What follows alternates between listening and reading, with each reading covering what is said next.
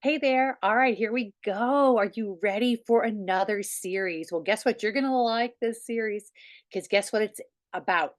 Increasing your income.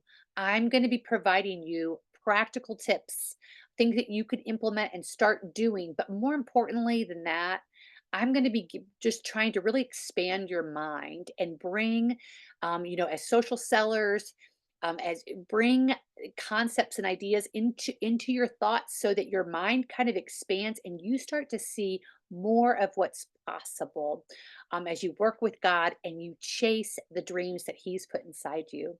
If you look up scripture, you can even just Google, what are the scriptures about chasing the dreams that God gives us? You will be so encouraged because He wired us to chase after dreams. He wired us to be motivated for things. He wired us to want to have purpose and to long to have purpose. And quite frankly, to even feel a little bit depressed when we don't, so that we would not want to stay there. Right? Because if none of us had, if we weren't wired to have dreams and to chase those dreams, guess what we'd all be doing? Sitting on the couch, right? Just think about that from a common sense perspective. If we weren't inherently by our creator wired to chase after purpose and dreams that God has given us, we'd all be sitting around doing nothing, right? Because guess what? It takes energy to chase dreams. It takes courage to chase dreams because people around you sometimes are going to be like, "What are you doing?" Right? And you have to be willing to overcome that and say, you watch what I'm going to be doing, right? So, I'm going to be introducing you to this series. We're going to be talking about how to increase your income. We're going to be looking at the industry, and I'm going to be walking you through right now 6 different topics because I want you just to start noodling them, right? I want to introduce them to you, put them out there, tell you just a smidge about each one, but I want you to kind of be, I'm planting seeds, right? I want you to start planting the seeds. We're going to water the seeds. And then by the time this series is over, you're going to have some things growing. All right. And so that's really exciting. Um, and remember, Proverbs 29:18, without vision, my people perish. So we want to have vision for where we're going and what we're doing. I don't know about you, and you might have heard me share this before, but you know what? It's worth hearing this story again because I was in direct sales and network marketing for years. I grew up in a direct sales home. So I highly value direct sales. However, what I was ashamed of was that desire inside of me that I opened up talking to you about, desire for success, a motivation in me that sometimes I looked around and didn't always see in others. It was some I got really excited about things and I wanted to pursue things, chase after things, but I was um, conflicted because of the things I'd learned as a Christian that, want what you have, be content with what you have, be humble, don't want more. Right? I felt that it was wrong as a believer who loved God to want more. And this really did a number on me. Quite honestly, for many of the years that I was building, I wasn't building with God because quite I didn't believe he was really very interested in my business or interested in my desire for success or desire for the goals or dreams that I was chasing. And what a sad, sad thought. The God of the universe died because he wanted us to have an intimate, intimate relationship. He wanted us to know his love in such a profound way. He wants us to share everything with him and to realize that he's the one who gave us the dreams in the first place, right? He is a good, good father.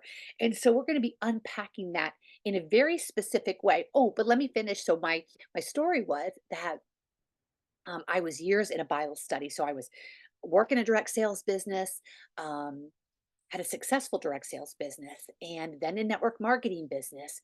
But I was with these women for about 10 years every Wednesday. And you guys, I rarely, if ever, talked about my business. If I didn't ask for prayers, I didn't talk about it. I talked, around it. Maybe I was stressed about something, but it was always about my family, my kids, because those topics felt worthy. and my business did not feel like a worthy topic. And so I just share this with you because I've had to do a lot of work in this area and get lots of breakthrough. And the Lord has given me such freedom, and I long for you to have it too. Because when we work our business with Him, oh my gosh, the most amazing journey with Him starts to unfold. He's just using the vehicle of our business to bring about so many wonderful, incredible truths about who He is and how He wants to intimately work in our lives. So, let's talk about some of these topics, okay? So, the first one, I would say that 98% of you listening are in the direct sales or network marketing industry. Something along that line, you are what we call social sellers, right? We're in the online space, and we have the online marketplace, right? Whether whatever platform you use, if you're with me, you're probably in the second half of life, and you're probably most often on Facebook. That's a generalization, but probably pretty true. And if that finds you where you are, and if you're on Facebook and you're a social seller, you've been trying to post and do all the things that all of your upline and your companies and the courses that you take and the coaches like me, that people encourage you to do, okay?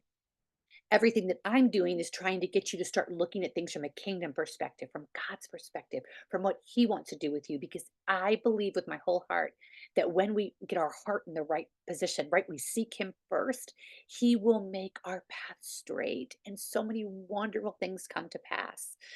We get the clarity that we need, the wisdom that we need, the courage that we need. But let's talk about this industry of social selling. One of the things that we've seen.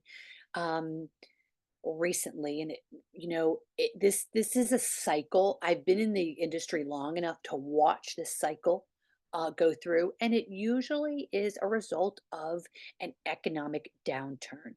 And what I'm going to say to you is this: your perception, your feelings about the economy and what you can and cannot do in it, your beliefs are what are going to motivate your income, not anything external to you. I know people who have knocked it out of the park, have been the most successful during a downward turn because they just found a solution that others were looking for and willing to pay for. All right.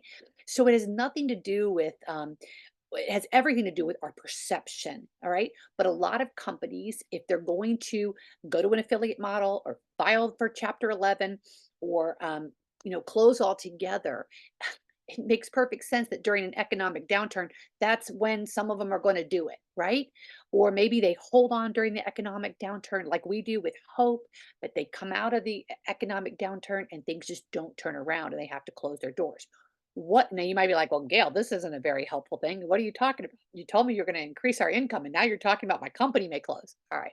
What I'm saying is, what I really want for you, and we're going to be talking about is I want you to love your company, love your products, which I know if you do clearly if you're, with a company.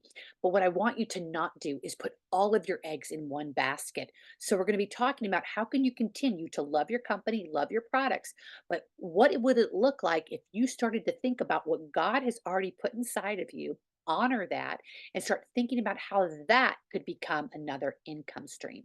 Because um so the first topic we're going to get into is your beliefs about what's going on in the world around you and what's going on in you. That is the number one predictor of your income. I'm going to say that again. Your beliefs about what's going on within you, your capabilities, your mindsets, all of that, and what you believe is going on externally around you is the number one indicator in your level of income. All right. We're going to be unpacking that significantly. Okay, so that'll be good. Another one though is this the second one, and this is in I don't know what order they're going to be in yet. Okay, so if you, as I go through these, if you're like, oh Gail, please, I want to hear about that one first. Drop it in the comments and I will be paying attention, I promise. Whether you're on YouTube, whether you're in the podcast, whether you're visual learner, audio learner, doesn't matter. I'll be checking it out. So, second one, the industry of direct sales and network marketing is a breeding ground for coaches. Why? Because as soon as you get one customer, you are coaching that customer. You're coaching that customer well, actually, before you even got the customer, right? You have a prospect who's considering knowing more about your product, whatever you're offering, and you're coaching them through. You might be coaching them through getting on a call. You might be coaching them through the information that your company gives out. Maybe this, okay, watch this, do that, right? You're guiding them through. That's what a coach does, is you're guiding them through after the sale. You're coaching them on when it's going to arrive, how to get it out of the box, what to do with it, right? What are the best practices? Those are that is what a coach does. Helps you to um, get it out of the box, right? Take a look at it, make a decision about when and how you're going to. All right. So it is a breeding ground for coaches. If you have a teammate, well, you're recruiting now, right? And so you're coaching that person to step into and have success in the business, to align with their schedule and their goals with the company. And then you guide them and encourage them. And how you do that and your success at that is coaching, right? There's an innate part of it, but it is a learned skill. And it's not really difficult to learn when you have a heart to serve and to watch someone else succeed. That's the most important part. All right. Everything else can be taught. So this industry naturally breeds coaches. And so one of the things that I'm passionate about helping women in the industry see is you have, and this is number three, you have within you things that God has given you. For some of us, it was a broken area of our life and that we got breakthrough in, and now we're passionate, which is certainly my story. I walked in this industry for decades without the Lord. Now, don't mishear me. I was a believer. I loved him, but I did not know how to work my business with him. So, and once I did, I became a whole new businesswoman. There was a whole new journey that I was going on with the Lord, and it was so incredibly exciting. And I long for other women to experience that. So, from my brokenness and misunderstanding too, that breakthrough that I received became my passion. So, I had to honor what God had put inside me because at the beginning I was like, I'm not going to tell anybody about this. This is my private story. It's kind of embarrassing. And I was like, Gail, get over yourself. You can help someone else with this. And if you can help one other person with this, isn't that worth sharing it? So start honoring what God has already put inside you. We're going to be talking about that. And it's amazing, you guys, to think that what God has put inside you can become an income stream. Well, of course it can, because when you work with Him and we were created to be able to build wealth. What does that mean? That means that you took something that that you went through and you saw it as a solution for others, and you put it together in a way that others could benefit, and they are willing to pay you for that. Yes, they are. Yes, they are.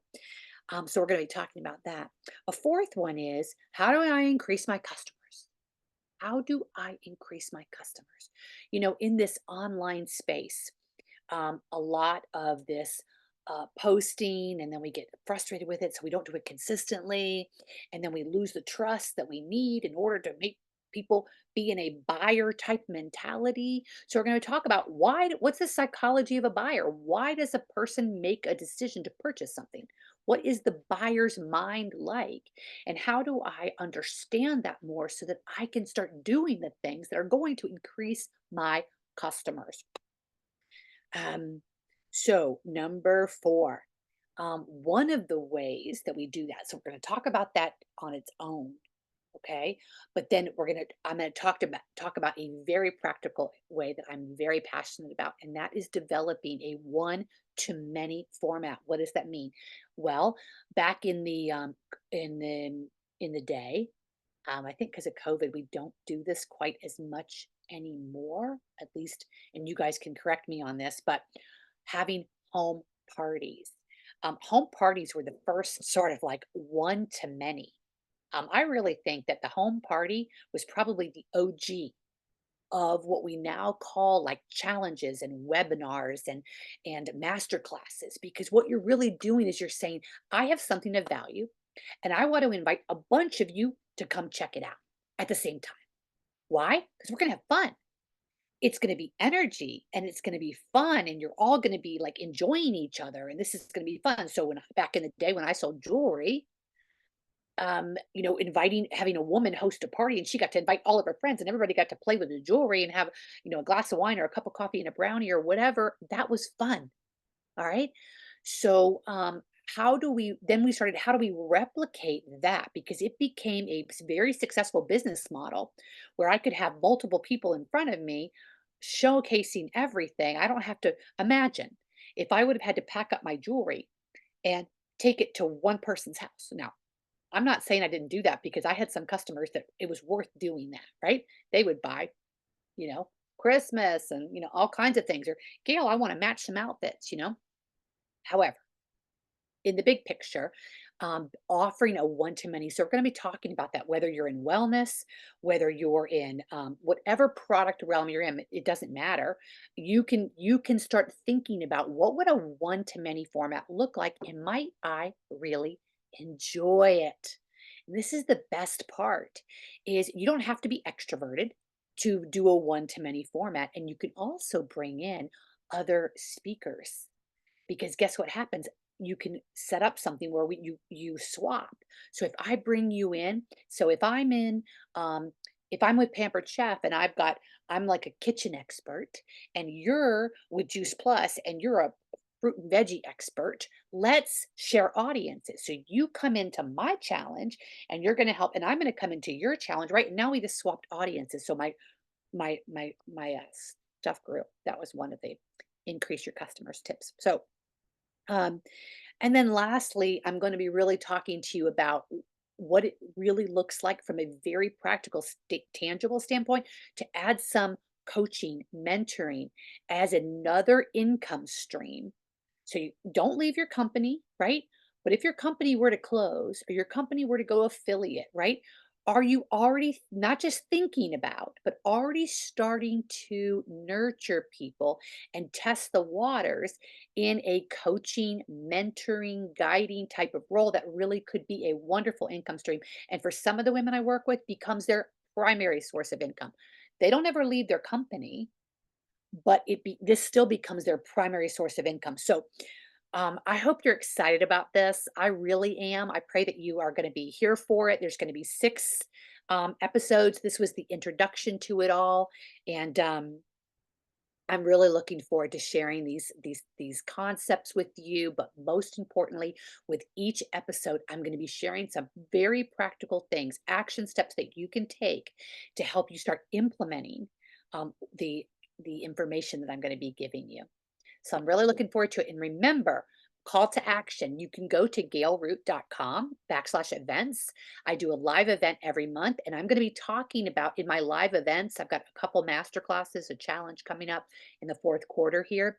And so you can be working with me and seeing in real time a lot of these concepts that I implement, and they can really help you as well. So check out the events, get into Kingdom Dream Chasers Facebook group if you're not, and if you're not posting on Wednesdays and practicing sharing with people what you have to offer, do so.